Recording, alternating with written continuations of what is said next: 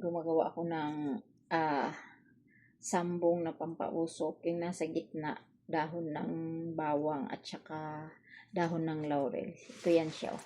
Ito. So, ginaganyan ko siya, tinatalian ko muna. Parang ganyan. Kasi wala tayong pang incense, yung binibinta na Chinese incense. So, gagawa tayo ng ating sariling pampausok.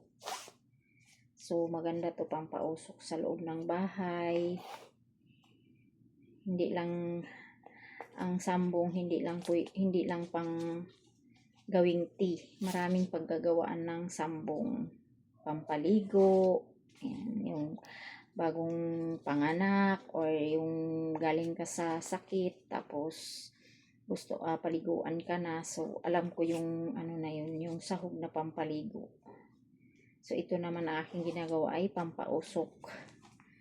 Kasi dalhin ko to sa aming bahay at saka yung isa dito sa akin.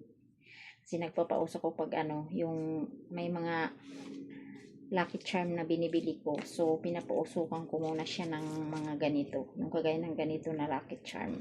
Yung ganitong sambong. So, ganyan lang ako